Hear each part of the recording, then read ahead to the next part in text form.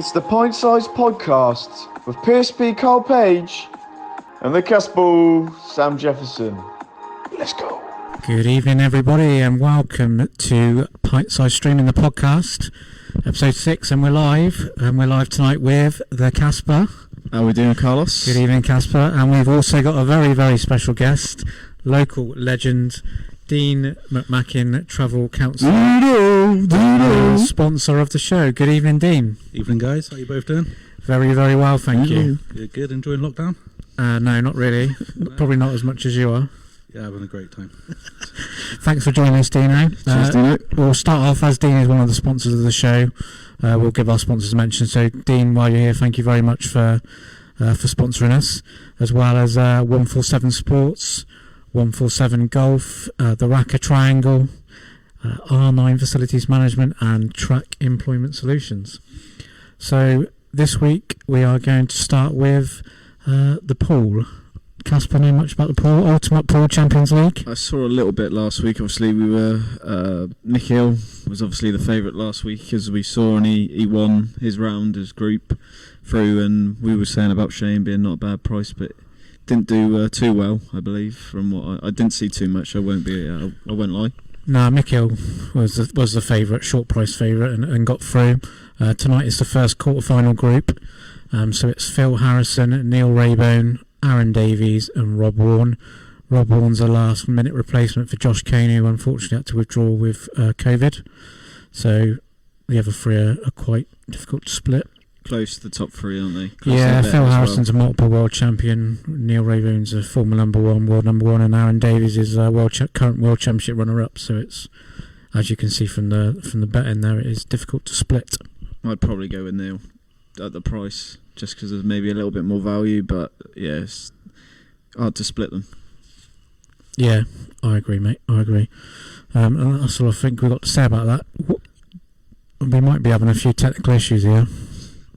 The technical issues. Let's have a quick look. That's you two talking about pool. Yeah, doesn't like it, you know. As soon as you come on the podcast, mate, it all goes peak tongue. Just get up on our phones a second, see if it's... If anyone's live in the chat, and can you... Yeah, if anyone's listening, can you let us know if you can hear us? Let's have a little bash.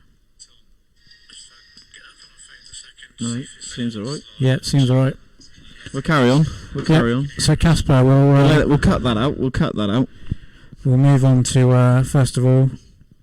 Do you want to plug your pool tournament before we go any further? Yeah, why not? Let's plug it. So, a gentleman by the name of Brian Robinson, who is Gavin Robinson's dad, Gavin Robinson, the pool pro, is running a national comp where he is looking to get basically a winner from each sort of county or each area to qualify for the national championships, where there's a 20 grand prize. So I'll be running one event from the 147 in Swindon. I think Alex O'Donoghue will be a big favourite. Yeah, there's Steve Smart. Yeah, we've got a few good players. Steve Smart, Charlie Begley, Lance Tucker, Seb Worrell, Dean McMacken, Stretcho. But yeah. Listen to Beef loves it, absolutely loves it. Yeah, Beef's very... my mic's Cheers, basically Beef, on the floor. But yeah, no, hopefully should be a good tournament. Cracking... well, it's good players in Wiltshire, but if it's going to be national-wide, that'll be a real good tournament. High competitive stuff. So, yeah, looking forward to that one. Obviously, we'll be streaming it all as well. £65 entry and a chance to win the 20 grand. Oh, Stretcho's in. Good evening, Stretcho. Best player in the county for sure. Is he the best McMacken, though, Dino? That's what we want to know. I think he is these days. He had the potential, I'm led to believe. When he was younger, he was the better pool player out of them all. Was he? Better than John Boy? Yeah, and my dad was the better window cleaner, so work that one out. Yeah, well, that's funny how things work out, isn't it? Yeah, exactly. Right, so yeah, we've plugged that. So basically £65 entry. Well, I'm aiming to get 32 runners at the 147 club, and you'll have a chance to go through. It'll be 4 people out of the 32 will go through and have a chance to win 20 grand. So we'll move on to the... One more thing. Go on. We've got to plug Dino and the prize. Do you want to plug that quickly now? And then we'll Dino, I'll let you do that. Yeah, not prize as such, but yeah, there's if you want to pop your holiday, your favourite holiday moments or funniest holiday moments, pop them into the private message, I believe, Carl, is that what you said? Got to send it on Messenger?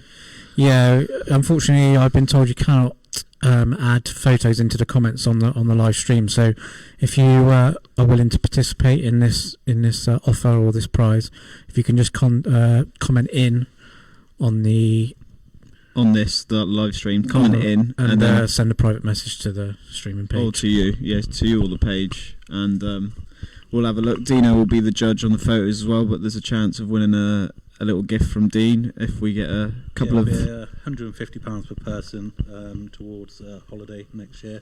2022, obviously, not much we can do this year, as we know. But yeah, just get the photos in, and we'll go from there. That's very generous of you, Dino. Thank you for that. Very generous indeed. So that, once again, that's just comment the word in during this live stream, and also send either a photo to the PSS streaming page or to Carl himself, either or.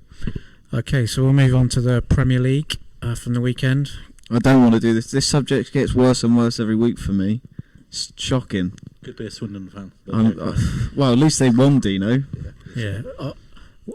Incidentally, I watched the highlights of that game on YouTube, and how Swindon won that game, I do not know. You watched all 20 seconds then? Well, matey, I don't know if it was it Mikael Mandron up front, and missed absolute sitters. Yeah, missed a few. Should have been about 5-1. Yeah, it should have been. And then obviously Twine, the classic smash and grab at the end. Yeah, I'll take it.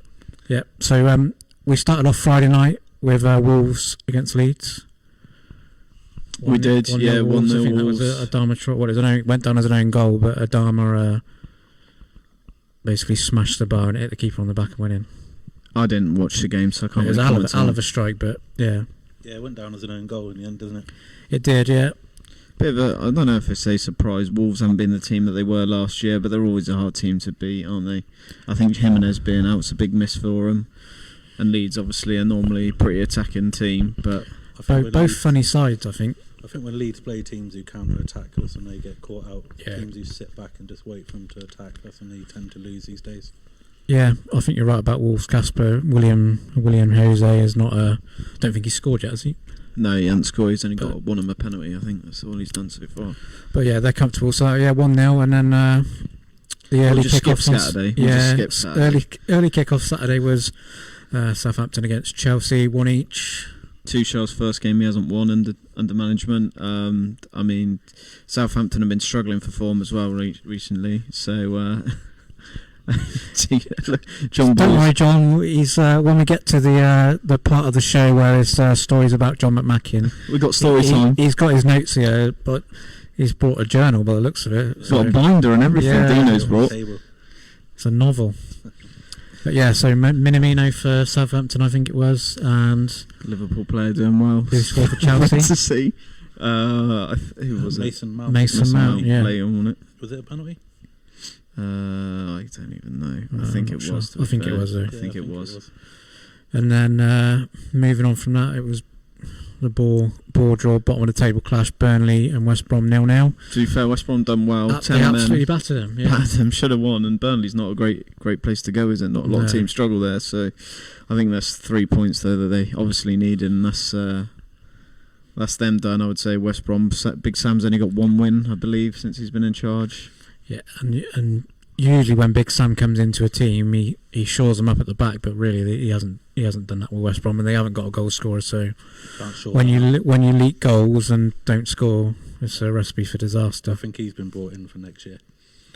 Well, Big Sam. Big Sam has never been relegated, so I've got a feeling he might just quit one game from the end of the season. So I've got a feeling they want him for next year. He let a few players go as well in the last window in mind for next season, so I wouldn't be surprised to see them. They're a classic yo-yo team, West Brom, aren't they? They've been up and down for the whole Premier League era, really. So they never really spend a lot of money when they come up.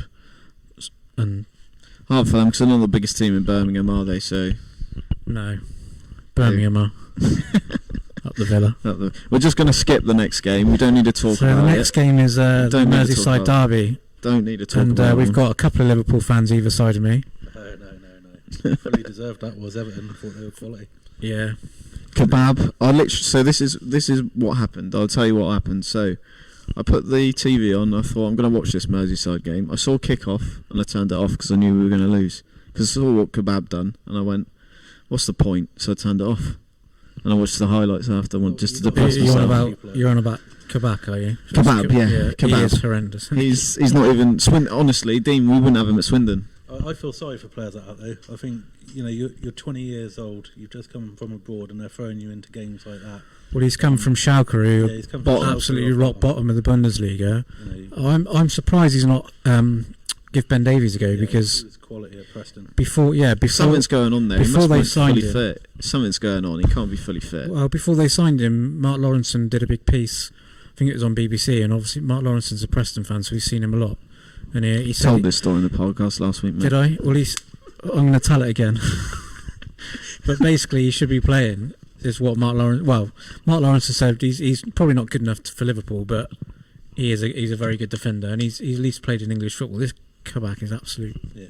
Dog. I was Kebab. talking to someone who's played with Ben Davies, and they said he'll make it in Premier League. He said he's head and shoulders above Championship. He'll play Premier League easily. So He's 25 and he or something like that now. Yeah. So he was due to sign for Celtic the week before. Yeah. So it's very strange how he's not playing. But they see something in training, no doubt. So something's happening. I don't know. It was Strange a one. couple of filler signings, isn't it? I Really. thought Everton were brilliant, though. I know everyone bangs on about Liverpool, but Ancelotti is a prime example. If you look at what he's done there, Jose Mourinho can't seem to evolve as a manager, whereas Ancelotti every year just changes slightly and shows you how to keep up with the modern game, really. Everton are a funny team though. They look like they're going to push on, and then they get beat at home by teams like Newcastle. They do it every year, don't they? With Fulham. Yeah. They're a bit Fulham as well. Yeah. They're no, he's done well on Ancelotti, and I'll take nothing away from everyone. They were a better team. Obviously, the second goal, the penalty. For me, it wasn't a penalty. What can Trent do? But it's one of those. He glosses over it, doesn't Yeah, it wasn't. Didn't deserve the win. I think he's just got to bite the bullet now and move Henderson back into midfield and just play two centre backs. I agree. Whoever you can get on the pitch, but at least it's their own position because they're missing Henderson in the middle a lot. And Fabinho. I think you play both of those in midfield, all of a sudden you could win games 4-3, 3-2. And Naby Keita's back from injury now as I was on the bench, so I would move him back in and just play. You know, if you have to play Kabak and Davis or Nat Phillips, just at least play people in their position. He's always done all right, isn't he? I see a little comment from Charlie Begley there, who knows about not being penalties, being a Man United fan. So it'd be quite interesting, bearing in mind. Shocking, he's surprised that he says it's not a pen when he goes against Liverpool. If it was, shocking. He's also said something about a wardrobe. Does anyone know that story? Well, I don't know anything about wardrobe. That might be. I know the story, but I'll share it another day, maybe. What, Dean, is it not one for Dean? That one? Yeah, or it might be on Dean's list. To be fair. No, it's not for me. No, I ain't got a clue. I thought he was on about the last time he was dancing with a girl. She danced like a wardrobe. Oh no, she's a big old unit. I thought, well, Beef looks like a wardrobe, so Beef dancing with a girl is the question I've got about that. Allegedly. Could be rumored. Not the Beef. Beef's on a diet. I don't know if anyone knows that the Beef. Yeah, he did tell me. He reckons he's lost a stone. Fair play to him. And he's out on the windows as well. Yep, he's out with a new man. The uncle Christopher. Allegedly, again, I ain't got no proof of this. No, the stretcher. Wow. And Fulham, Sheffield United, massive win for Fulham. Yep, they've got a chance. Terrible result for Newcastle. They've got a chance. Yeah, they've always been the one team out of those three at the bottom that look like they might have a little bit.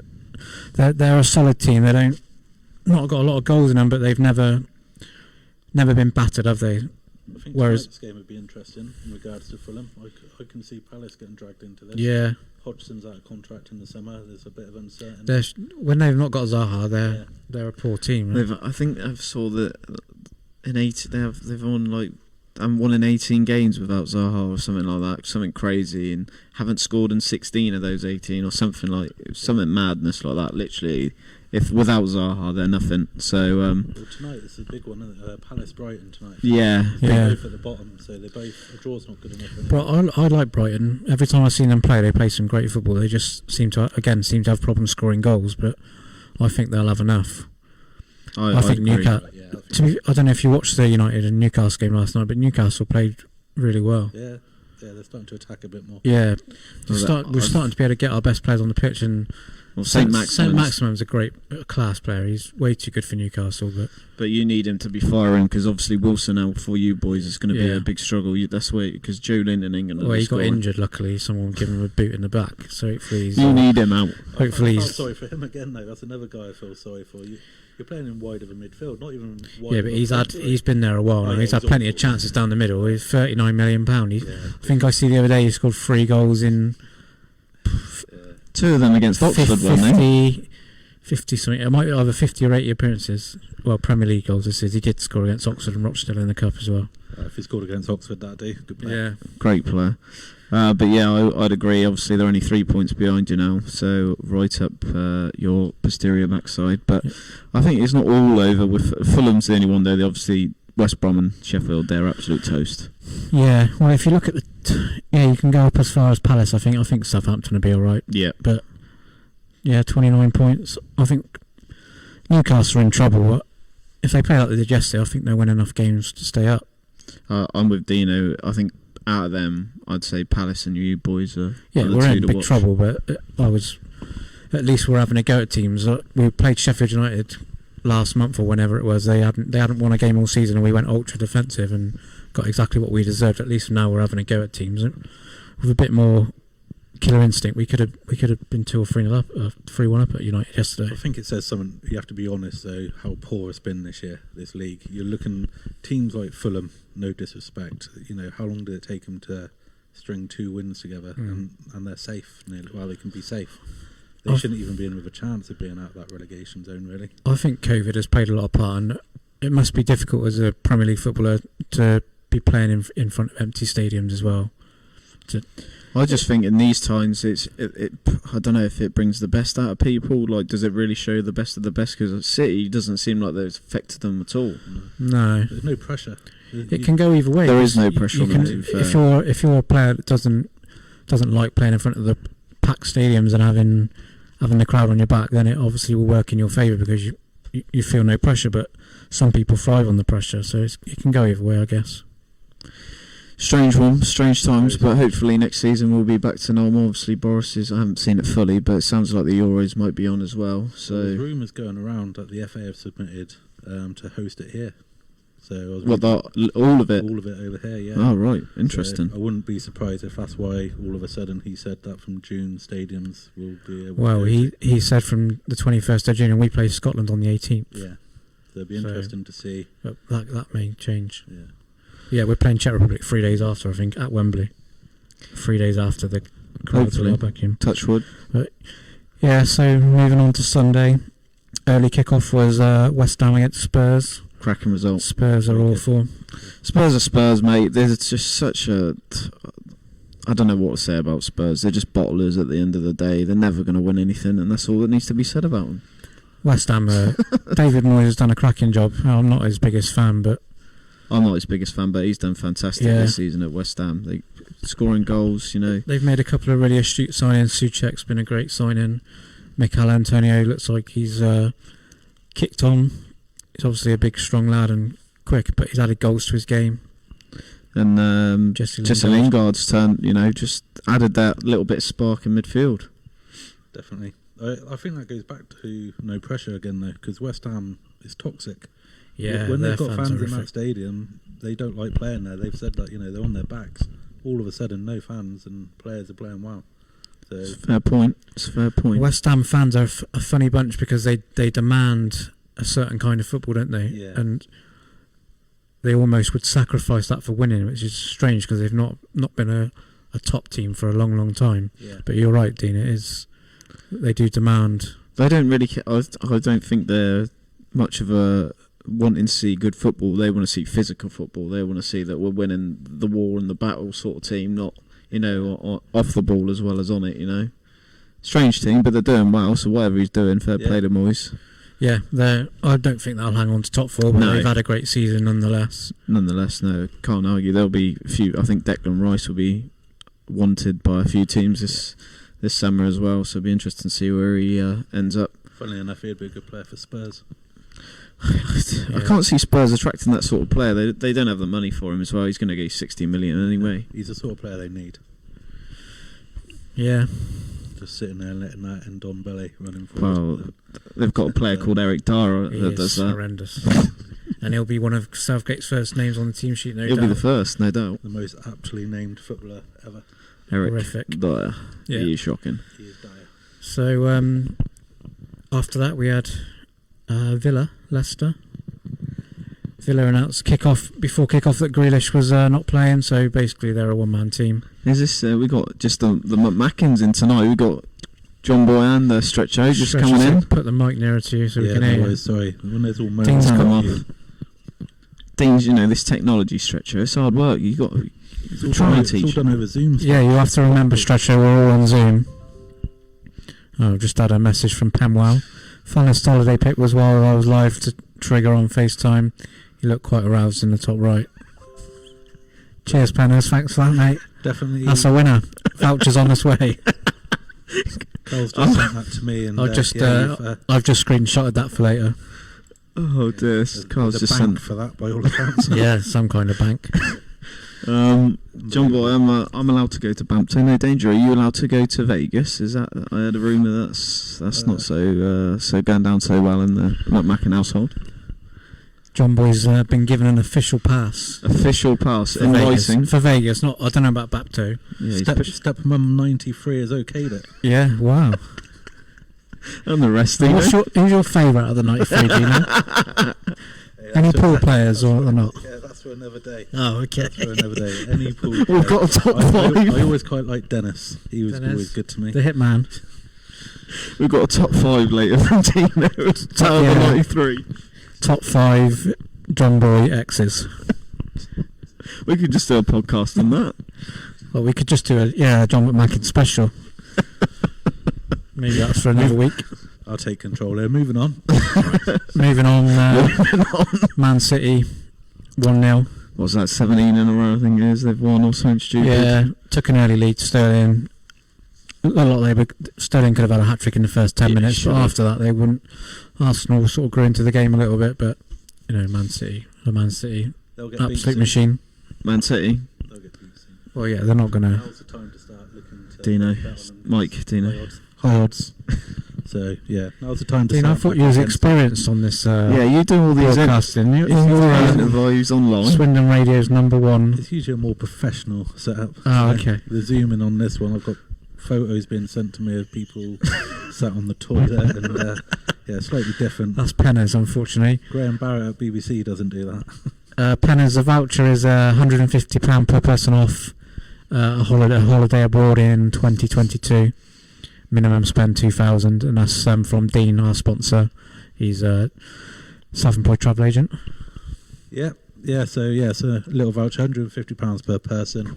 As Carl rightly said there, it's a total spend of 2,000, so £1,000 per person, easy enough. Not much more to say than that, really. So I keep getting images forwarded on to me by Carl from Penwell, and Penwell's got too much money anyway, so he doesn't need the. He could do a penis enlargement. Yeah, but judging by that photo, surely you've had a few emails. Yeah, you know what they say about people with a lot of money, don't you? Yeah.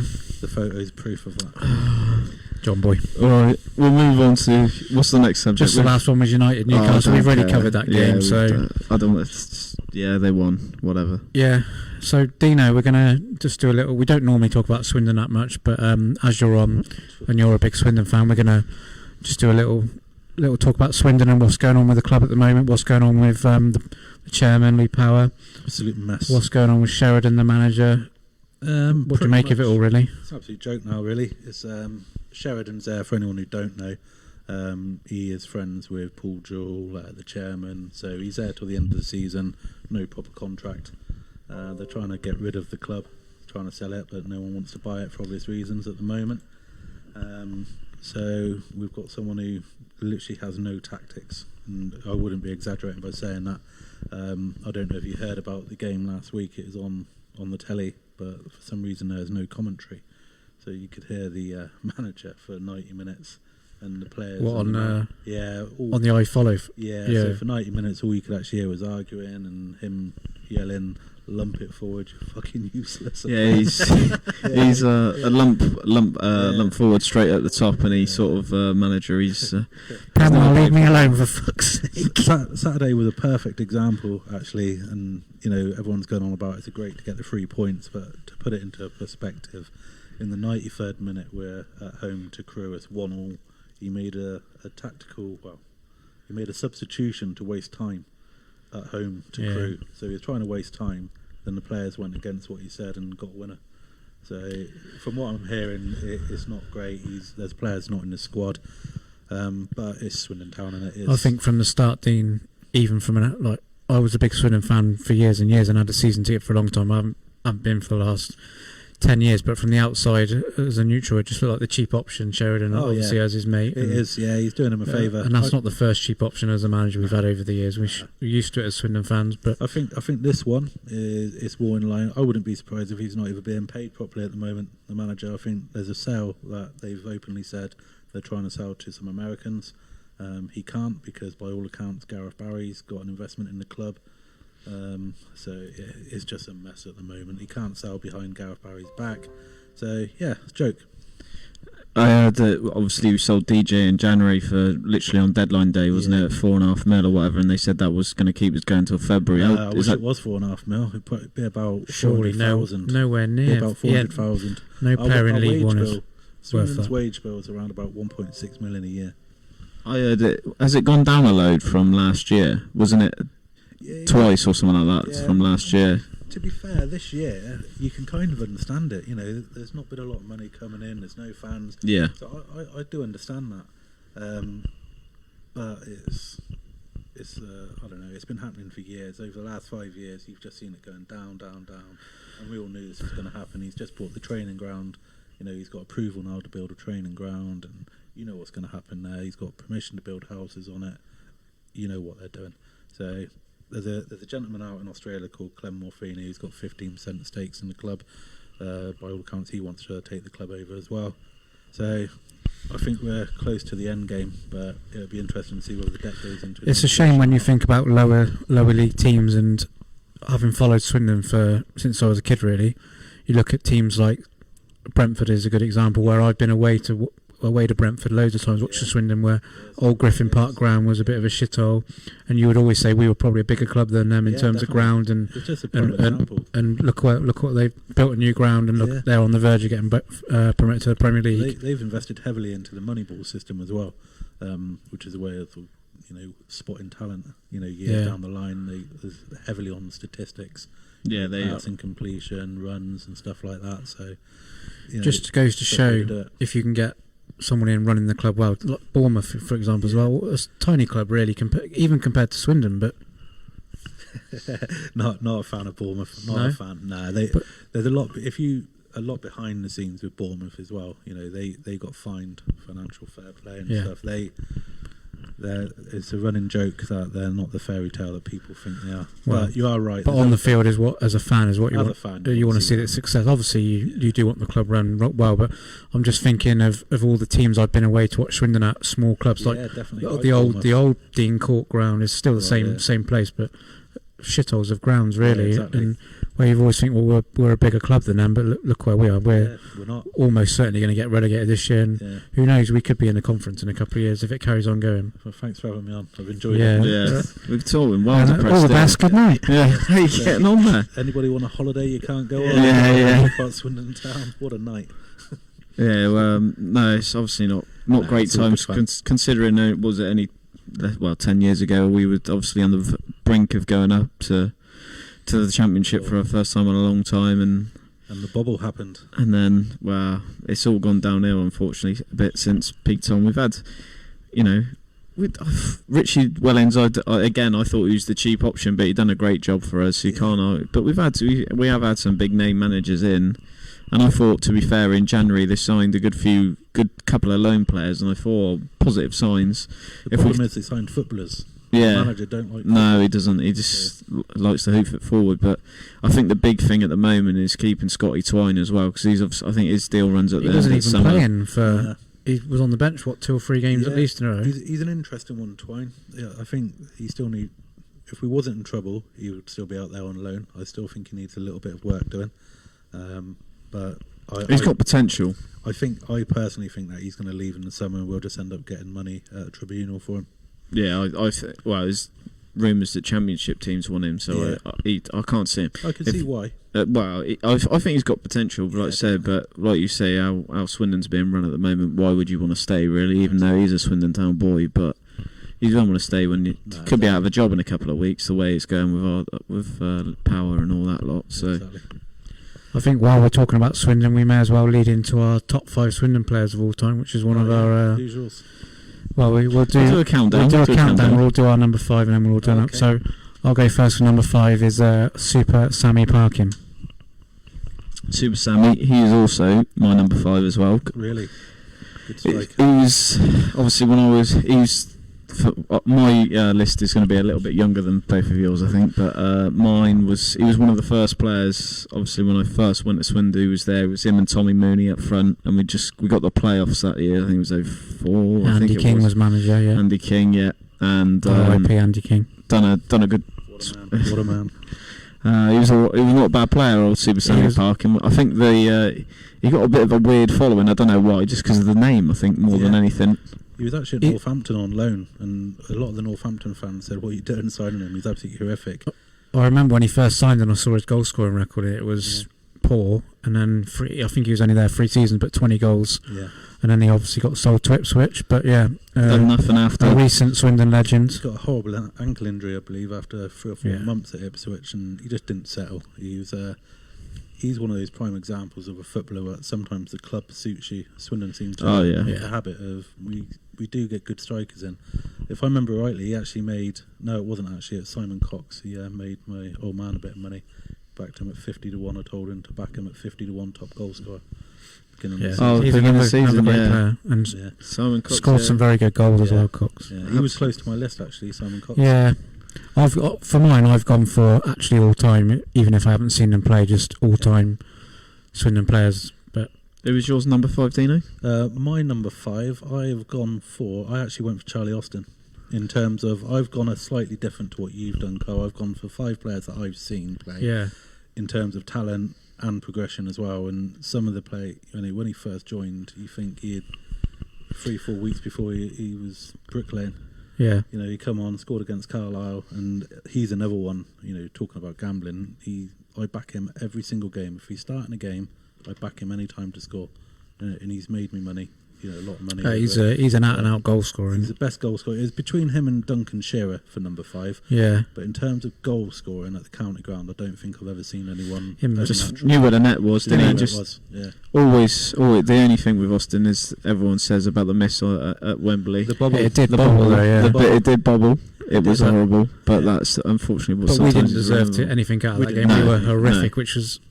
Best- It was better one of the team. worst days of my life. That was. Yeah, I was there as well. But we should have gone up automatic that Should season have anyway. bottled Bottled it at the end. the last game of the season.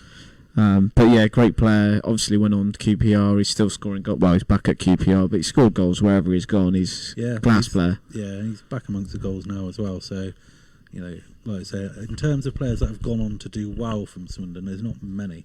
I actually asked this question early on from a few friends and on Twitter, and the other one who got quite a few mentions was Matt Ritchie. Yeah, he's the only other one. Played last night. Yeah, it's no surprise that the players who have gone on to have a bit of a Premier League career are the ones that people mention a lot. Just one player I do want to mention, if we're talking about talent, unfortunately died in a car crash. Jimmy Davis is one of the very most talented players I've ever seen play for Swindon. Yeah, Only very short, unfortunately, but he had I don't know if it's half a season or a season on loan, and yeah. unfortunately died in a car crash on the way to the first game of the season for Watford. That's it. Yeah, he'd gone to Watford. We've had some cracking loan He players. was fantastic I player. could do James with Milner, look at that. Milner, Carrick. Yeah. I still Shay think Given. Yeah. one of my Marlon favourites Brooms. was Marlon Brooms, a great goal he scored against Blackburn, I think. Alex Pritchard. I thought he was class when he played for Swindon. I thought he was going to do bigger than better than what he's done, to be A honest. bit like Danny Ward. Very similar. Danny Ward. I thought they'd do better than they did. He was another one. I think Jimmy Davis would have made it in the Yeah, Premier I League. I think Yeah, he'd have gone back to Man United, and before my time. yeah. he was a fantastic player. He was a It's proper very winner. sad. He used to stay out wide, as they used to say. Get your boots white, so to Yeah. say. Get the boots white, yeah. Yeah, that's Classic. Yeah. my number 5. Number 4, My number 4 is mine is Sammy Igo. Fraser Digby. Fraser Digby, Sammy Igo. Fraser Digby again. See, You got Fraser Digby, have you? No. Oh, okay. Believe it or not, I haven't. So you've got Sammy Igo. Yeah. He's a good little player actually. I've gone number 4. I've gone Fjortoft. Yeah, it's a good shot. Oh yes, Jan Arger. Quality. Absolutely. I've seen a couple. I've only seen highlights of him, obviously, but they keep coming through on my Facebook for some reason. That'd be me. He does score. Yeah, it probably is you actually. He saw some cracking goals, some of didn't the he? Goals he scored. And you bear in mind, he didn't score. I think it was something like 16 games. In the Premier League, he was on his way home. They told him you're going on Monday. Then he had an FA Cup match or League Cup match. It was in the week against Ipswich. They chucked him in. He scored, and he said, "Well, let me play Saturday." And he scored again. Then he went on and just didn't stop scoring. But he was a good footballer as well. I remember I went to Arsenal in the summer. Believe it or not, I went to Wembley first of all to watch England against Norway because he was playing. And then the following season, Arsenal against Middlesbrough in the Premier League, I went out because he had joined Middlesbrough. I went out to watch him play. I absolutely loved watching him. He was brilliant. You turned into a cult hero with his celebration and stuff as well. I did. The aeroplane. I was at school at the time, so it's brilliant. Doing the aeroplane on the playground, grow up game. Do you know what I mean? Parents shouting, "Get off!" But I was 13 at the time. I was allowed on there. So Yeah. Getting told off when you get back. Why have you got grass stains all over your knees? you're 20, grow up. That was only last Where week. did he go? He went to Sheffield United, didn't he? After He us? went to Middlesbrough. Middlesbrough, then. Middlesbrough, then finished off in Sheffield United. Then obviously went back abroad. He's Yeah. done it now. Yeah, I have seen him on the TV actually. No. My number 3 is John Trollope. We're going back a long time for John Trollope, but Saw him often, did you? he's no, I didn't. Don't think I did. But he's in mine because of what he achieved at one club. Over 800 appearances for one club, which I still think is a Football League record now. Yeah, you still see him at the ground. Yeah. I think he turned 80 recently as well. Yeah, So yeah, to play 800 games for one club Great record, that. it is unheard of because no one else has ever done it. So yeah, I think he deserves to be in for that. Yeah, stats wise, I would agree, but obviously I've done people I've seen, so I've never.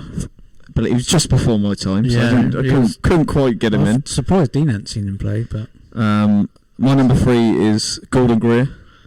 I thought absolute rock of a centre back, probably the best I've seen for Swindon in the last 20 years. There's been a couple, but His quality. he was really physical presence around him. He was obviously led the team as well, and I think he was, because we could have gone up that season as well. And obviously when he left, that was a big hole to fill. And I don't think Swindon ever quite recovered. No, you're right. They didn't. They never recovered from that. And I think even the season before that, the playoff year, we missed him massively. He got sent off in the semi-finals, and we went through. How I do not know against Chelsea. That was the biggest joke game ever. Yeah, it was Stephen Darby with the winning penalty. But it was, that was a hell of a season. Greer was different class, and he showed that by going on to play at a much higher level at the time. yeah, With Brighton, he was a big part of their success. he was their getting captain, I think, when promoted. he And then, Did he go up? Did they go up with him? I think I'm didn't we not play too him sure. first game of the I'm not too season sure. after he left, and they beat us he at was home. just different. He was a different quality. He was so good on the ball.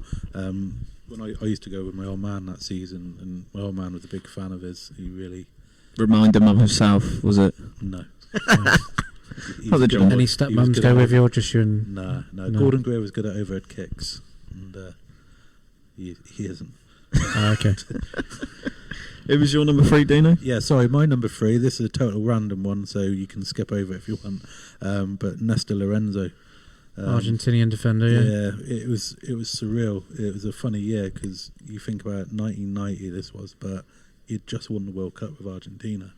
He came in with Ardiles. I was going to say, was that with Aussie? Was it? So Aussie Ardiles signed him, and as a 10-year-old, you got a World Cup winner playing for crappy little Swindon town. Yeah. Unbelievable, that. And he was an absolute fruitcake. He was angry. He was typical Argentinian. He was kicking people. Oh, that's I lovely. remember I went out to a Norwich game. It was away in the FA Cup. And it must have been 1991. And he got sent off with John Gittins or Colin Coldwood, someone like that. He just wouldn't get off the pitch. But he was brilliant. He was a really, really good player. Yep. Good choice, that Dino. Something different. My number 2 is Glenn Oddle. I don't think anyone can argue with that one. He's up there. probably for the best passer of the football I've ever seen in my life. Unbelievable vision. Obviously took us up to the Premier League and then left for Chelsea, but as a footballer, just incredible. Yeah, I can't say much more. I've got him in my list, when you said you can't argue with it, I would only argue in position for me. he's probably the best footballer I think I've ever seen live. Like, Yeah. well, he is by a mile Yeah. the best footballer I've ever His watched. passing was incredible. Someone who, going back early on in his career, was robbed of should have had 100 England caps. I think he got 40 or something, 40 or 50. There was just But no position for him. Is the kind of player that we never embraced. That bit of a maverick, sort of a someone that Couldn't you, agree more. yeah, Some still say he was the best England manager as well. The way he played, yeah. the football we played. It'd have been attacking. interesting to see if he didn't make that comment about Yeah. the Eileen Jury thing. and all that. I think, and I've said this a lot, and a lot of people think, oh, you're talking crap, but I actually think he was about 20 years ahead. If you look at some of the position that he was playing, what he used to do is just play the fullbacks in midfield. So they would overrun the midfield. All I've heard all season about is what, Cancelo's doing at Man City. Yeah, Yeah, He was doing that 20, Look at 30 Trent. years Look ago. at Robbo. Look at these. Yeah, He was doing that years ago. And, all the players, they'll say about Oddle, as a person, okay, he got frustrated because they couldn't do what he could. As a manager, tactically, they all say he's as good as yeah. everyone. I think he's been obviously what he said, Yeah. shouldn't have said it, but we seem to do that in this country, that as soon as you've made a mistake, that's Yeah, it. that's You it. get rid of him, and he's an Nice. absolute wasted as a manager. Exactly. I'm surprised he hasn't got another gig. To be fair, anyway. Yeah. I know I he's think obviously doing clubs his are just funded scared to take on someone who's. I think with his health now, I don't think he would. No, It's too too bad. late now, but he's obviously does his work as a pundit. Yeah. But yeah, I think he's been wasted, definitely. Just drop the strap. My second was was Coldwood. Yeah, great choice. Yeah. Rock of a centre back. Yeah, and to go from every division. Sean Taylor's one that maybe would have been in there for me as well. Yeah. I sort of missed off. The but- problem is with these sort of things is who do you leave off if you do things Yeah. like that. But yeah, My number two was, we've already mentioned him, but it was Matt Ritchie. Obviously, Matt. he was fantastic for Swindon, and Riley went on to bigger and better things because he was way too good for us. But he was nearly bombed out. I don't know if you ever read the story about. No, him. I didn't know. He come back in League Two when DeCanio was there, and DeCanio pulled him and Simon Ferry to the side and basically called him fat. Said, "You're too fat." He said, "You're not going to make it." I heard about the Simon Ferry one. He said, But "You're in the fat club." And he said, "You're not playing." And then he said, "You get fit," and he proved him. And then Ritchie always says to this day, he said he reckons he would probably been non-league the year after that if he didn't listen. Yeah, a hell of a left foot. Yeah, they say that. I heard Simon Ferry on a few different podcasts that DeCanio made him work harder than anyone ever should, but he made players way better than they were, sort of thing. He Definitely. brought players to a different level. He was saying, Simon Ferry was like, if it weren't for him, I would never have done what things I'd done. And when he left, he needed that discipline because he was he was very disciplined. Obviously, DeCanio was quite nuts as well, but I personally didn't like him as a manager. Obviously, for what he'd done on the field, yes, but he tried to hold the board to ransom, and it almost ruined the club financially. I couldn't agree more on that. I absolutely He's part of the despised reason we are him. where we He are, was in an my absolute. opinion. He was like a manager as he was as a player, an absolute spoilt child. Yeah. And for football and for value and for passion, yeah, he was great. But that we're kind of paying now still We're still paying for the price. money that we spent, Yeah. because he brought in at the start of that season a load of foreign blood, Chiabocci and DeVita. Kamatsi, the centre back that got done for Yeah, betting, people like that, and then after 10 games realised that they weren't good enough, and then the board got rid of all of them, writ all the contracts off, which obviously cost a lot of money, and let him bring another load of players in. Any other club would have said, well, you've signed these players, if they're not good enough, that is your fault, Problem is, at and would the have time, sacked him. The chairman at the time, Jeremy Ray, he Yes. was a big, huge West Ham fan, and he openly admits that he got sidetracked a little bit by just letting him do what he wants, but paid the price in the end because the man with the money, the investor, said, "Not doing it anymore. You've overspent. You told me you'd spent this much when you've actually spent this much." Pulled the plug, sold the club to a couple of cowboys, and I don't think he did anything special. I think if you give any manager that kind of money in League Two, if you don't get promoted, you've had an absolute nightmare. And I think what he's done at other clubs since proves he isn't all that at all. I think Swindon fans are just blinded by when you actually look into it. He just done what was expected of him, and he's all. Same as any football fan, I think, though, isn't it? Now, it's a different generational thing because whether we want to admit it or not, he is the the most successful manager that we've had in the last 15, 20 years, really. Yeah, oh yeah. Apart from Wellens, Dennis Wise, when it was right back then. Yeah, but even he didn't stay for a whole season. No. So you can I understand why people, when you look at how crap it is at the moment, you would latch on to people like Di Canio, but when you look at the bigger picture, he cost us a lot. Well, yeah, you would, obviously as a fan you want to see success on the pitch, but when you analyse things, you can go back to where we are. Where we are now is partly because of what we did then. We are still paying for that. Yeah, massively. So, John Boy, PSP does stop now and again, but he's got the big red on him at the moment. As soon as I can see on the Zoom call, as soon as he brings up the Canio, he's scrapping. He's got the Stony on, he's got the flares, and he's ready to go. I'm ready, John Boy. Swindon away day, here we come. But anyway, number one. My number one's Dom Rogers. I think, without doubt, no one can argue he's Swindon's best player of all time. Obviously, I haven't seen him play, and he won't be on your twos list for that reason. But 2 goals in the Swindon's only major honour 1969 League Cup final against Arsenal, and stand named after him, etc. So exactly. That's all I've got to say. Yeah, can't argue. Oddle. Yep, I think we saw that one coming. Yeah. Mine's a bit of a strange one, but I've got a story behind it, so that's the reason why. But it's Paul Benson. Anyway, moving on. Yeah. And that's the end of that. No, it was. I cut a long story short, but basically, Casper in his younger day was a bit pissed up, and we was in his younger days. Well, any day. I was in the old bank, and there was a load of Swindon players in there. There was Fotheringham, Simon Cox was there. There was it was a bold centre back Irish guy, McCormack. Yeah, he was in there. Jay De Vera, yeah, the right back. He was an absolute knob. But anyway, Paul Benson, I was absolutely steaming, and I went up to him and obviously said hello and tried to shake their hands, and I was totally intoxicated, and why they gave me the time of day, they should have just pushed away. Anyway, the week later, I sort of felt a bit bad and all that lot, and I was in I can't remember where I was. I was in another club, and funnily enough, Paul Benson was in there again. And I was like, I saw him, and I was like, and I was a lot more sober this week, I have to admit. And I was like, oh God, I don't want to go near him. And he shouted, he was like, Sam. He actually shouted at me. And I was thinking, oh bloody hell, I was going to have a right go at me. I'll tell the bouncer to kick me up. But he brought me over. He said, oh, how you doing, mate? You was well steaming last week. You was real good fun. You was good fun. And you was good laugh and all that lot. Come and have a drink with me. So he got me a drink, and I felt so really embarrassed. So I only had one drink, and I was like, Paul, I better leave you alone. But he was just a really nice guy about it. Can't argue with that. Nice story for us. Would it be John Boy? Lovely comment there, John I was Boy. just about to say, would it be inappropriate to ask us? Ask you if you could show us on the doll where he touched you. Or we're not allowed to ask that. No, real good week. And the funny thing is, the week later, I think he was sold to Cheltenham or wherever he went after Swindon. At his own request. Yeah, I think it was. Any read into that links, you want. yeah. But yeah, Paul Benson, lovely bloke.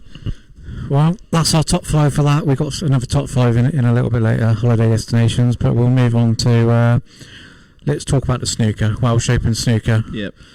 Jordan Brown beat Ronnie O'Sullivan 9-8 in the final yesterday. Unbelievable. 750 to 1 shot.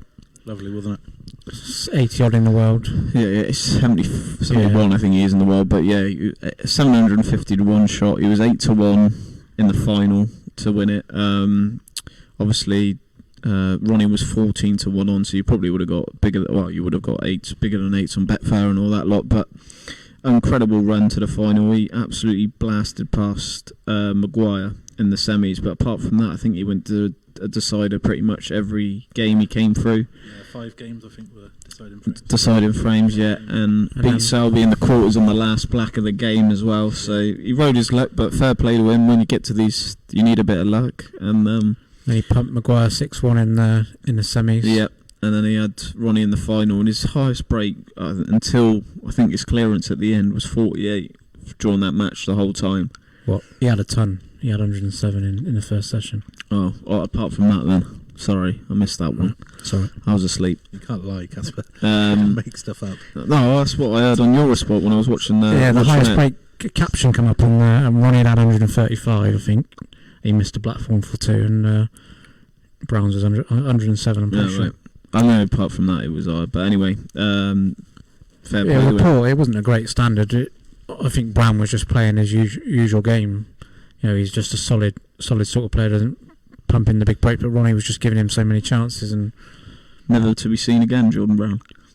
Well, he's qualified for the Players' Championship this week, which is top 16. Tomorrow, doesn't it? Starts tomorrow, yeah. ITV, isn't it? Yeah, Ronnie's got ding first round as well. It's a good game. Ronnie looked good all week. I'm not going to lie, I saw a lot of Ronnie's games, and I will give a quick mention for Mark Williams' new break as well. I don't know what that's all about.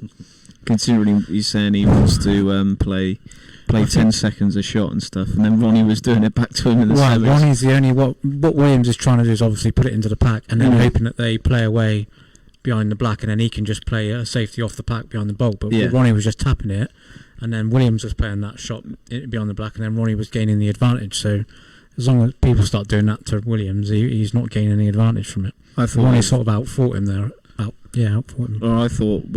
Originally, Ronnie was just going to keep playing. I thought Williams wouldn't have done that. They were just going to keep tapping and then re-racking. We were going to go round and round. So at least that didn't happen. But I follow Williams on Twitter, and a lot of what he does now, I think he's got to that stage in his career where you'll see the comments after online, and a lot of it's for effect. He's loving it. He's one of the biggest troll I've ever seen. He loves it. No, he came to Jesters, and he was a great laugh. He was really, really good. I'd say the best they've had to watch out of all the pros, apart from Ronnie, because that's Ronnie. But in terms of entertainment and interaction with the crowds and personality, Williams is different biscuits. He's a real funny bloke, but try sense of humour. But he's playing well.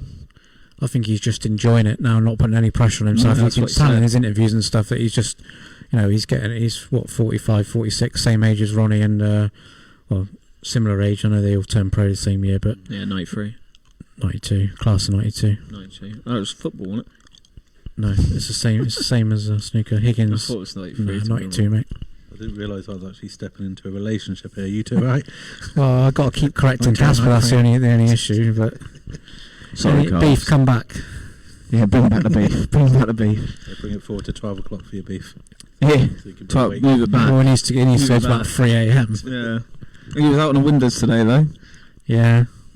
Fair play to the beef. But so good tournament. Surprise winner. But it's always good to see a new winner. Really, instead of same bloke, especially with Judd smashing it at the moment as well. So good to see a different winner, and on to the players. Yeah. Players this week. Also finished at the weekend was the Aussie Open tennis. We had Naomi Osaka in the women's, and I think you did you picked on the podcast and Novak, which was a no-brainer. Really, but that's not really a bold shout. But Novak was out to 25-1 when he was struggling with his injury. But after the semis, he played really well in the semis. I know he had the qualifier, but still played well. And he said that it was the best he felt all tournament. So are you 2 away now? Is that right? Yeah, they're all really close, to be fair. Federer's on 20 and the other two on 18 or something like that. It's an unbelievable generation, really, isn't it? Unbelievable. Andy Murray's been unlucky, really, because in any other generation, I think he could have probably got 10 Grand Slams. But yeah, even people like Wawrinka and who've nicked a couple of. He's got a French, and he might have a US as well. Yeah, he's got 3 Wawrinka, I think. What's Murray got? 2, 3. Murray's got a couple of Wimbledons, hasn't he? He's got a couple. I don't think he's won anything else. He's definitely not the one. He's won the Olympic. I think he won one other, didn't he? No, I don't think he won. He might. Oh no, he won one US. He's won one US. And 2 Wimbledons. Yeah, and the Olympics. Yeah, he's never won. He's been in the Australian in a couple of finals, but he's never won it and done nothing in the French, obviously. Yeah. Semis, I think the best. Did he make he got to a French Open final, actually, I think. Yeah, he's been up against some good finalists, hasn't he? Bless well, him. yeah. In that era, you're always going to run into Nadal, Djokovic, or Federer, aren't you? Not all 3. I think he beat Del Pocher in that final in the US. I think that's what beat him in 5 sets. May have been, yeah. I think it was Del Pocher, but I could be wrong. But yeah, he's been unlucky. But yeah, Osaka. He's Scottish anyway, so yeah, who cares? Yeah, I don't like him, so I don't really care. Scottish or Murray? No, Murray. I liked him in the Olympics when he was British. Yeah, that was good. As they say, when he wins, he's English, or when he wins, he's British. Whatever they say. I never cheered him on, even when he was. To be fair, I did cheer him on in the Olympics because I did go to the one thing at the Olympics I did go to was the tennis. Oh, nice. Got a quarter final, so that was a good day. But I did cheer him on then. To be fair, but apart from that, No. No. But no, it was a good tournament. Obviously, Djokovic shocked, but it was good to see Medvedev in the final. He's probably the best out of the rest. It was good to see the crowd back in as well. Yeah, good to see the crowds. Obviously, Australia. I don't know if you've seen, but the Australia-New Zealand 2020 is in New Zealand. They've got full crowd in there at the moment. Yeah, New Zealand don't care. They've solved it. Well, they haven't had a lot of cases over there. No, England and India cricket, they had a few in as well, 9,000 or something. I think it was. Wait till we get over there next year and ruin it. I think one of the English teams that played in the Europa League the other day, I think it might have been Leicester actually, Slavia Prague. They had a few people in. They don't care over there, do they? Anyway. But yeah, I think that's covered the tennis. No, it was good tournament. It was good. I really tennis is up there for me, sports to watch, but it was a good tournament. So, Dino, I understand you've got a couple of holiday deals you want to plug. Well, I don't want to plug him. You asked me if I had a couple. Have you got a couple of deals? Our listeners would like to know if you have any deals. I've told them. Well, you it'd be rude not to air. Ideally, a few of us are already on board on your Mosconi Cup trip in December, so tell everyone about that. Yeah, so I've had it confirmed on that. I did have an issue with one of the suppliers in regards to they wanted full payment, which obviously in today's climate I wasn't comfortable with. So I have managed to negotiate it where I can now do this on a deposit. You're looking at 6 nights in December for the Mosconi Cup. So you 6 nights return flights with Virgin Atlantic, and that's coming in at £650 per person, and that's for the 6 nights, as I said. That's a great deal for 6 nights in Vegas. Yeah, so can't go wrong with that. We'll be going on that one, I think, Carlos. I'm in, mate. We are in. I need to get your pass off Emily, and then get the green light. Yeah, I've got to get the green light these days, and then it's her birthday this weekend, so I might be able to just slip it in there. Well, what? Yeah, careful now. Careful now. Get the request in, slip the holiday form in, and get it signed off. Permission slip. Yeah. So you're aware in regard to that doesn't include the Mosconi Cup tickets at the moment. You can buy them online closer to the time, but I'm hoping that I should be able to sort that out for everyone as well. Freebies, yeah. Yeah, that depends on Casper being able to slip one in. But yeah, it'd be around about $30 a day. That is. Cool. So there will be certain things that you do need to be aware of, and I know there's a lot of you at the 147 who might not be able to enter the country due to legal reasons. So I shouldn't be in this country for legal reasons, let alone any other country. Yeah, so just double check that. Obviously, make sure that you can get your Estes and stuff like that online, but I can arrange all that for you as well. But on a serious note, some people do get stuck. They don't even think about that sort of stuff sometimes. So, yeah. If you think that you've got a criminal record recently, don't bother. I'm all clean on that. No criminal record for me. Dean? Yeah. Are you coming with us or not? I'm not coming for that reason. Have we got any others, Dean? John Boy. I saw the. Yeah. So the other one was Abu Dhabi. Yeah, Abu Dhabi. And Sporting Theme. This has been really popular as well. I think I've done about 5 bookings on it now. Again, it's absolutely cracking deal. The Abu Dhabi, the F1.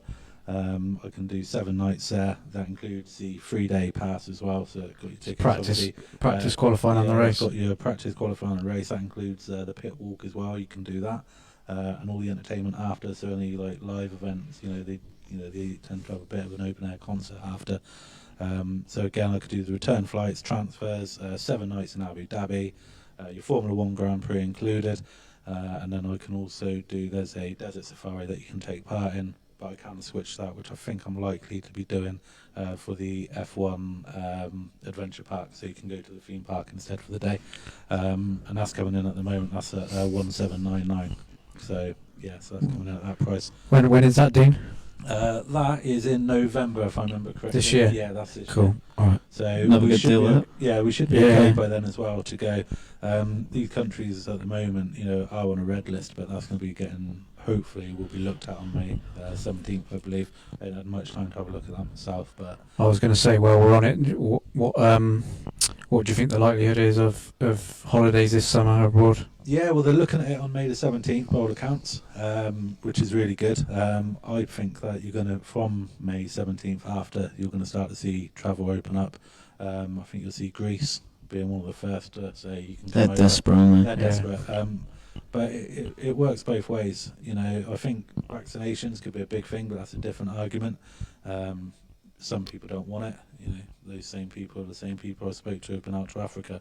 and didn't mind getting vaccinated for that. So it's not a new thing really. Some countries, some holidays you have got to get the injection. Yeah. But I think we'll start to see things from this summer. Staycations, I can offer them as well, as you know.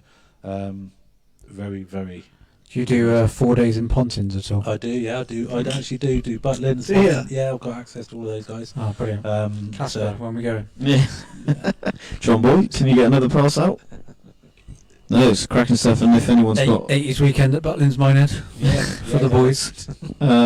Dino, what's the best way if they want to get in contact with you? I'm on Facebook at Dean McMacken Travel Counsellor. But obviously, if Carl wants to pop on the page as well, my email address, always get in contact with me via email. I do prefer to do it slightly different. I usually like to meet up face to face if we can, get an idea of what you're looking at, what we can do for you. I don't charge you any additional to what the high street will. I get paid by the suppliers, not by the customers, which is a lot of people don't realise that. If you were going online to book with, I don't know, Jet2 for example, I can book that holiday for you. There's lots of holidays that I can book for you. I do try and stick to more bespoke holidays, build you a package, based on my experience. Those type of things. Long haul tends to be my speciality. To get in contact via Facebook or email, that's the best way to do it. Lovely stuff. Yeah, definitely. Yeah, everyone. If you are looking for a holiday, Dean is a very friendly and approachable chap, so I'm sure he'll sort you out. The Dino's link is in the description of this podcast, and we've got it all over the page as well, so it's easy to find. And after this, and when we post it as an actual podcast, I'll put Dino's link to his Facebook page on there, and on that page it'll have all of his contact details. Cheers, guys. Cheers. So we'll finish off this week then, Dean, as we're talking about holidays with our top 5 holiday destinations we would like to visit. Hopefully you got me a nice deal here, Dino. Just a nice little worldwide package, just 50 quid. That'll be lovely. So my number 5, I couldn't really decide, so I put 2. I've put Mexico or Brazil. Yeah. So probably Rio or Cancun, I suppose. Yeah, can't argue. Well, one of them's on the list, so I won't give too much away. But my number 5 would be Rome, Italy. Never done Italy. I'd like to go to an England away rugby game there, to be honest, and then do obviously all the monuments and all that lot. And the food is obviously a big plus over there as well, isn't it? Yeah, number 5, funny enough, mine was Florence. I've been to Florence. I've done ones where we've been. So Florence, yeah, really, really nice. I don't think a sporting weekend would do it for you, though. I don't reckon you'll get a chance to see it. Watch Fiorentina. No. Yeah, not very good at the moment. No, but yeah, unless Batistuta's playing, then I don't want to know. Place. Classic striker. My number 4. You've done your number. Yeah, I've done number 4. My number 4 is America. So my number 4 is New York at Christmas. Mine is America, but I couldn't really narrow it down to one, so I've just put the classic, obviously Vegas, which sounds like with the Moscone Cup we'll be doing. Boston is one state I really want to go to. New York's another. New Orleans, apparently I've heard, it's the best state to visit as a traveller, and obviously Florida's always a good, nice summer holiday in Miami or doing Orlando with You could do the old cruises and that in New Orleans as well. The Mississippi cruise, go down to Mississippi and all that. That's always really good. What was your 4, Dean? My 4, if I remember correctly, was Krakow.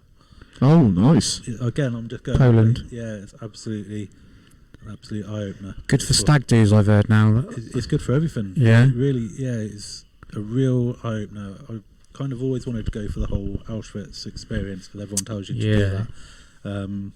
But the actual city itself and the square and cheap beer and they've got the old cellars. You go down, there's 10 shots for a $5. It's absolutely brilliant. Everything sounds right up your street, Casper. It really is. Honestly, it's what I want to do. And same, we were supposed to be going to Prague last year. Yeah. Me and a couple of mates, but obviously COVID peaked on. But that's another place I'd like to go. Doubt, when you pull your finger out and propose to Emily, then we can get a stag do on the cake. Well, it's either that or compulse. I don't know which one's going to be. Compulse is going to be slight favourite. I think it's wonderful. I'll be backing that as well. Yeah. Like the compulse. But yeah, that's good places to visit there. Cheers, mate. Number 3, I'll just get in there before you do. Iceland, Reykjavik. Yeah. Do the old. shout. Do the obviously the tour and all that. My mum's Northern Lights. Northern Lights. Yeah, my mum's done it, and so it's amazing. So one of my most popular inquiries. That is probably without a doubt. It's I would say every week someone's asking me about it. So definitely worth doing.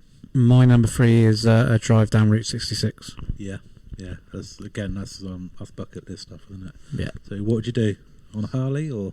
Nah. You couldn't reach the pedals. No, only I'd handles. probably kill myself. So just a Fiat 500 to do me, do you? 500. Oh, brilliant! I was just saying that beard, I'd have you on a Harley, but no. Yeah. Let the air through it. Mine was Australia, number 3. I was lucky enough to do 3 different visits during one visit, if that makes sense. Yeah. So Sydney, Brisbane, and the Gold Coast. Yeah. And it's an unbelievable place. Yeah, amazing. Wasn't too sold on Sydney, if I'm honest. No, I'm not. Yeah, I was quite shocked. More due to personal things. They've got a huge homeless problem there, which I never realised, and I've never seen anything like it anywhere. For me, Sydney was always too touristy. Like Yeah. it is built for tourists. It's Yeah, not. exactly that. It's not Australia. Don't get me wrong. If people want to go there, then Yeah, please. you got to go there because there is stuff that, like, obviously got to do the bridge and all the classic Great Harbour, Blue and Mountains, all that lot. It's fantastic. It is a fantastic experience, but I couldn't just go there on holiday. No, It's no, not for me. I agree. I think Gold Coast and Brisbane's way. I preferred it way much, and if you go further up to Cairns, but for tourist terms, you've got to do Melbourne. I think's the best for me. As a tourist, I'd probably want to go there the most and do the Great Ocean Road and all that lot. Yeah. That's fantastic down there. But I would obviously have Australia, but these are places that I want to go, and I've pretty much completed that one. So no, Australia's the best that I've been to. Yeah. Number 2, Casper. Maldives for me, mate. Yeah, I think it's on everyone's list somewhere Everyone along wants the to go to line. the Maldives, don't they? Yeah. My number 2 is what I'd like to do is a whole Ashes tour of Australia. Yeah. Like, again, we said that on the podcast the other week, you didn't did, we? yeah. For our Boxing Day, wouldn't you? Boxing Day test. Specifically the Boxing Day test, but I'd love to just stay out there the whole 5 test matches. I think it would be, just be brilliant. Experience. Yeah, I'll have it. Hopefully one day. I will do it one day, but I'll only do it when England have got a chance. I don't want to be going like the last few series when I think we're going to get pumped, and we have got pumped. I want to go when we've got a chance. So, but I definitely. You've got to do that one day. Yeah. Do you know too? China is any particular not very topical. Wuhan? No, not Wuhan, but I fancy some rat. went to Chengdu, Beijing, Xi'an, and it was just very lucky there. Really, I managed to get out there and do the Great Wall, Panda exchange. Everything that you can do out there, I managed to do, which was brilliant. A massive eye opener of a country. Certain areas are, when you hear China being explained, are exactly like that. You go to certain areas and it's just out of this world, technology-wise, building, everything about it. And the people, really, really, you see them on mopeds and they've got 3 kids standing in front of them doing 40 miles an hour down a dual carriageway. And, they couldn't believe in Chengdu, I said about it today, it wasn't very touristy when I went out there. And my friend who I went out there with, we were sat in, it was like McDonald's in a mall. And after about 5-10 minutes, there must have been about 20 kids all banging on the window, pointing at us, laughing. They couldn't believe that, these 2 white lads were sat in there. Yeah. And it was an eye opener. And then I went to the Panda, like a reserve, and it was like Cotswold wildlife that was full of pandas. You get around the corner, there's another panda, and there's just another, chilling. And after a while, it got a bit boring, if I'm honest. But the country itself and eye-opening. The markets and haggling down the experience it's close to being my number 1, to be fair. But it's not a holiday destination. No. Terracotta warriors, and they're still digging them up now. You're not going there for a relaxing holiday, No, are you? no, you're not. You're going there to do stuff. Yeah. What I find China and India and places like that, what I find is, Asia, I guess, is I've never been, but watching how they drive. Yeah, it's unbelievable. It's just mental. Yeah, it is crazy. You wouldn't just go. You don't stop. Yeah, there's just like tuk-tuks and stuff everywhere, and people mowing people down and just cutting everyone up. Like, you just wouldn't. It'd be road rage central over it if it was over. We went into the old, the huts that they've got at the time, and this old fella, he must have been in his 60s, and he's got me and my mate on the tuk-tuk on the back, And I'm not a small lad, and my mate's not a small lad. Combined, we're about 50 stone. And he's flying. You went with Charlie, did you? So it didn't say 15 or 60. But yeah, Sorry. different place. Yeah, I've done Singapore. I think Singapore's unbelievable. I was I've going done to that. put Singapore in there. To be fair, but I only done that on like a 2-night stopover. Yeah. So I couldn't really do it justice. Nice, and I've done Thailand as well, Yeah. but I'm sort of not scared, but it seems so overpopulated, China. I can't deal. I hate it when I go to the shops and there's 20 people in there. Or it gets too busy. When I'm walking, I don't want to be tripping over people, which obviously China you're going to be doing that a little bit, but. Like you say, technology and all that, they seem years in advance than what we are. So, well, everything that gets made, new technology is made in China. So, they're 10 years ahead of us with this stuff. Whatever, but interesting one, interesting place, that's for sure. So number one's Casper. Mexico for me, like you say, Cancun or whatever, but I love the Mexican food and all that lot, but I don't know why I've got this obsession with it, but I just want to go one day, so that's one I definitely will be doing one day in life. I've got two number ones because I couldn't really choose. Shock. I've got Maldives, but I think that's more of a bird. Yeah. Well, a few of these are with a bird. Like a honeymoon sort of destination. Yeah. I think my top three are very measurable. But has Emily done your top 5 for you? No, she wants to go Iceland. I do know that, but the others are nothing to do with her. And my other number one is Thailand with the Hitman. Oh yeah, and the Dom, which is going to happen. It's hopefully going to happen this year, but we'll see if not next year. I would like to do that. I've done You're Thailand. With the Hitman. I would like to. You're I'd like allowed? to be, but I can't. How many holidays can I get in a year? That's the problem. Who wears the trousers, Casper? It's not about who wears the trousers. I've got to try to get to Australia. I was supposed to be there twice this year for 2 weddings.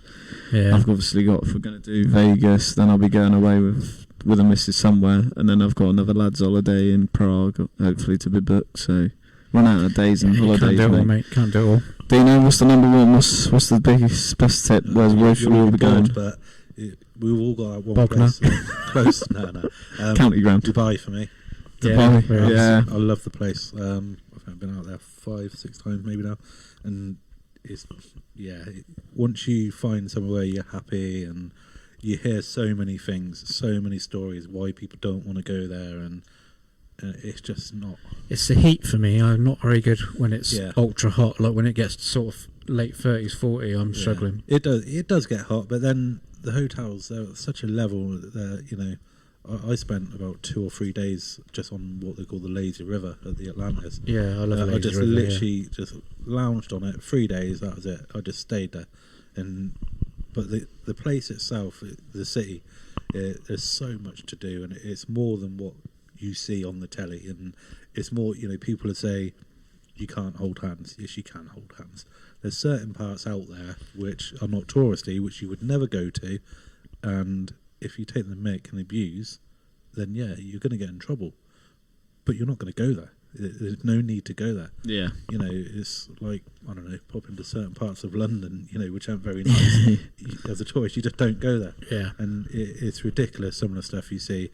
There's people, there's women on the beach in bikinis, tattoos showing, but people would have you believe that they're going to get their hands chopped off if they get caught doing it. It's just not like that at all.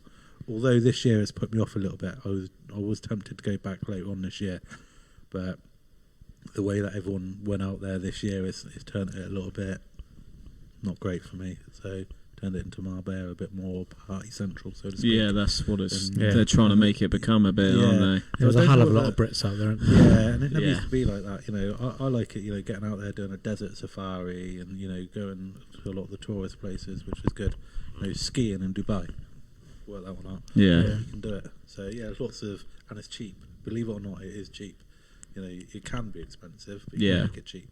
Yeah, obviously, if you're staying at the Burj or whatever, exactly. You're going to be talking top bucks. But no, it's one I have only flown for it. I've never actually visited it, but I'm an airport either, is it? No, it's unbelievable. It's got a train station at the airport. It's like, what the hell's going on here? Like, I've got to get on the train, to get to my flight, connecting flight. What's going on here? But Yeah, it's one I've had a few bad stories and all that, as you do, but yeah, it's one of those. If you go through Dean McMackin's travelling services, I'm sure you get all the right information that you need. Good work, Casper. I can do any transition you like. You've got a job coming up. That is one thing Dean is good at, without blowing smoke up his ass, is that he You won't be going without he does that. looking at his pages and seeing his updates. He does every step of the way. He seems to be updating all of his customers, and I think he would prepare you for wherever you go to let you know what you can and can't do. Yeah, so you're not going to be short that of is another- research. Definitely, he's not just after taking your money and running. He will brief you I on. will say as well, on that note, sorry to interrupt you there, Cole, That's all right. for a change, but if you do have holidays booked with other people, don't think that you can't ask me questions still about it, because at the moment, travel agents are very hard to get through to. So if you are going on holiday and you are unsure, just still ask me. It doesn't hurt to ask me. I'm not going to tell you to do one. He's not like his dad. No. Not the John Boy. I've just dropped my water bottle if you heard that, but we'll just cut that out in post. We'll cut that out. Anyway, I don't know if we've got anything else, Carlos. I think that's it. I just big thank you to Dean, firstly for sponsoring us, Dean, and That's all right, guys. and for obviously coming on and Thank you. being involved. You're the first guest on, so thanks very much for that. Be the last as well. Yeah, probably. Casper, as always, mate. Thank you Pleasure. very much for being involved in all the work you put in, and thanks to Kimber behind the scenes who shout out, Kimber. provides all the technology. So We just want a quick shout out about the Twitter page. yeah, we have today on Dean's advice actually set up a Twitter page. So it is Pint Size Streaming on Twitter. We'll put the I link think in the there. handle is. I think that's what they call it, Dean, isn't it? The Twitter handle. It is a Twitter handle, yeah. We've done with the kids, Twitter Carlos. handle is at Pint Size Poddy, PODDY. So if you can follow us on Twitter, and then just anything that we Ben Dalton should be following you. He's very active on Twitter. he is he's just very active, full Yes. stop. But yeah, he is following us. I got that earlier on. Yeah, I Out of BTB. He's abusing a few celebrities now and again. BTB's probably on the way to the bakery job at the moment. It's just standard for him at the moment. Oh, what's that? Oh, He's one of his regular jobs, pick up from the bakery down in Bath area. oh, right. But he does usually. We haven't seen him comment tonight, so he must be otherwise engaged. He must be, but no, all the links and everything for our stuff and Dean's stuff will be on the podcast, and when we post that in tomorrow, Wednesday. Yeah, we appreciate everyone that has tuned in tonight and everyone that has supported us. We've had nothing but great feedback, but if there is anything you think that we can change or to make it better, please give us a shout. But yeah, thanks to everyone, and we'll see you all next week. Good night. Thanks, Dino. Cheers, guys. Thanks Cheers, for having us. Carlos. Thank Cheers, you. mate. Bye-bye. Cheers, take care, and all the best. Enjoy it. Really?